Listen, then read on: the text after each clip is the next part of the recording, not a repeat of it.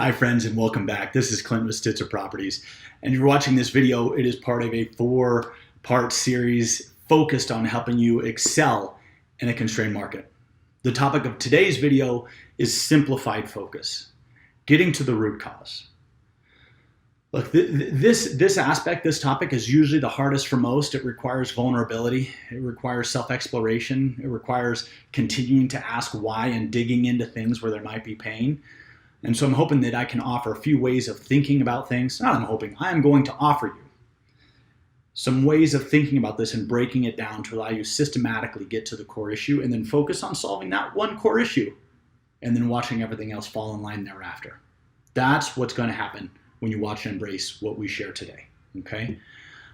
So again, here we are, the 4 steps to make it happen. Video number 1, we talked about owning the core beliefs. Video number 2, we embrace the spiraling method. It's just this systematic process for dealing with issues and continue to succeed. Today, we're going to talk about simplifying focus and getting to the root cause. Here we are. Let's bring back up the diagram of a thriving agent. Pardon the misspell on the headline there. It should just say the spiraling method. But today, we're focusing on the diagnosis. Real quickly, if this is a new chart to you, haven't seen this before, our previous video went in depth on explaining how this works and where this comes from. Okay, so moving on. Really, when there's a difference, when there's a problem, when there's a core problem in your business, meaning your outcomes aren't meeting your goals, there's a problem in your practice, there's 2 buckets. There's 2 main areas on where this root cause can exist. The root cause can be an item that's not in your control, or the root cause can be an item that is in your control. As we get further into this, I think that we all might be able to conclude that it still ends in the bucket of what's in your control. It's just your process of how you address and understand the items that are not in your control. So first off, let's look at what's not in your control. Okay, so in the event there are items that are prohibiting you from achieving your goals because they're not in your control, the very first step is to embrace that you have control on how you respond. It's the 10%, 90% rule. I mean, people love making memes about this. It's, hey, life is 10% of what happens to you and 90% about how you respond to it. Right? So that's the idea of items that are not in control. It's more about how you respond and less about what happens or what happened. Okay. The second step, golly, is this thing going to click? Okay. The second step is to follow the 3 mandates of leadership. And here's what those are.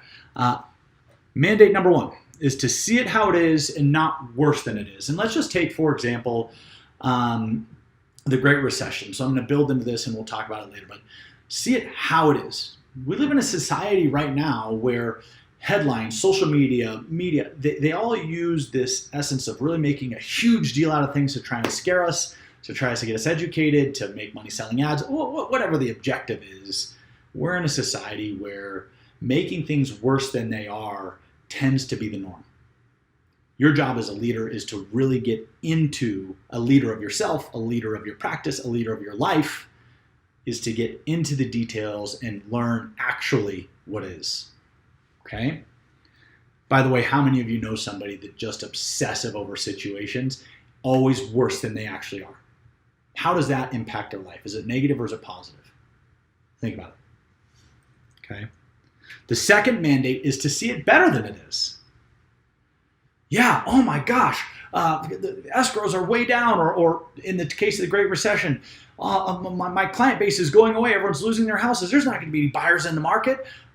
Looked at it better than it is, holy smokes, there's this problem in the marketplace and people need help. There needs to be workouts, there needs to be homes that are still sold and short sales and foreclosures. I mean, I could become an expert and really just focus on one thing and just serve a huge need.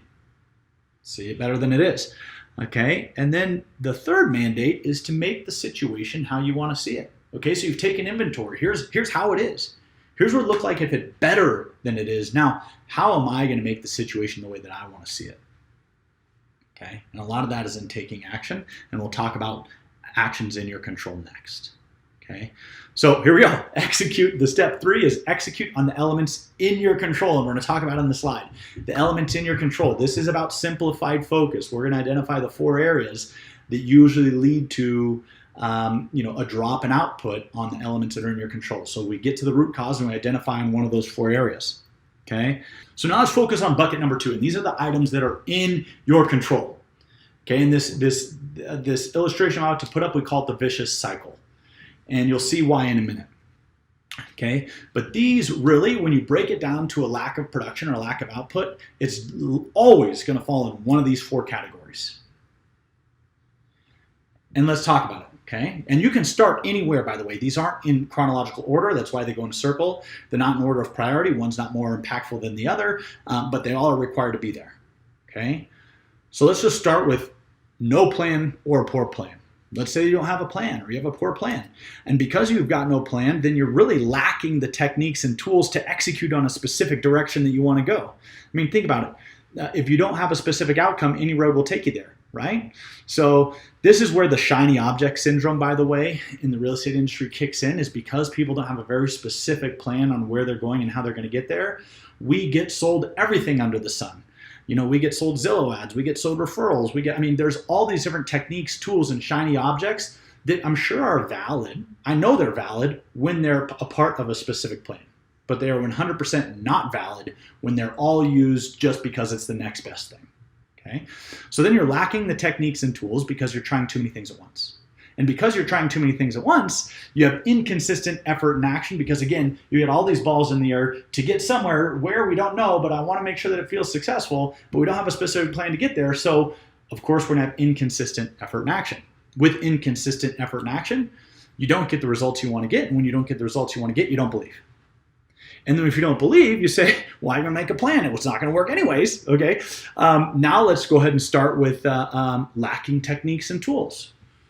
Let's say, for example, maybe you've got a pretty darn good plan, but you're not intentional about building the specific tools, techniques, team, and training to execute on that plan. So because you're lacking technique and tools, your effort and your action is inconsistent because you don't have a process and a system for achieving those things specifically. And because your inconsistent effort and action doesn't create great results, your belief systems about your ability to achieve those results, or the achievability of those results, goes down. And because you don't believe, you tend to put less stock into your plan. And because you have less stock in your plan, you have less desire to get specific techniques and tools. Okay, it can start anywhere, and one leads to the next, and it spirals. Okay, so I'm pretty sure I just talked about it, but let's use a couple case studies. Let's say you're too busy. And too busy could be for the person that's got way too much. They feel like they're way too busy in other areas of their lives, which happens a lot. It happens for me all the time. I have 3 young kids. I want to be there for them. I want to be there for my wife. I want to stay fit and stay athletic and do all these different areas of life, and sometimes just feel so busy to be able to achieve in a certain area, okay? Well, when I feel that way and I'm not performing, then the root cause is usually because I haven't made a specific enough plan to achieve in every area of life that's important to me. Or number 2, I'm lacking the techniques and tools to handle all that's on my plate at once.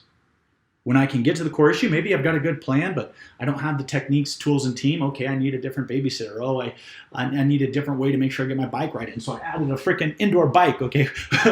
Whatever it is, when you get to the root cause and you find that one thing, you address that one thing, everything else starts to fall in line. Let's just look at this belief cycle. You have a great belief system about what can happen. That turns into potential, a plan that it has potential. You take consistent action to achieve that plan. That action results in favorable outcomes. Those favorable outcomes increase your belief systems on the possibilities. And then you get this positive cycle of going through, okay?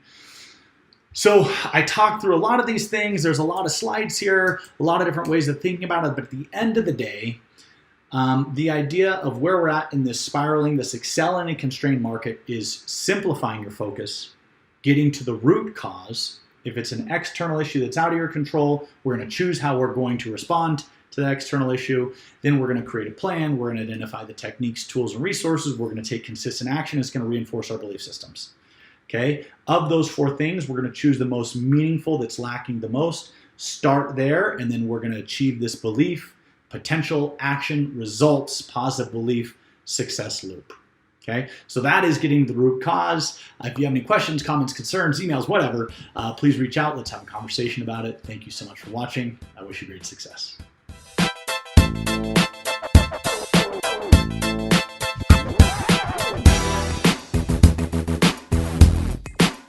you.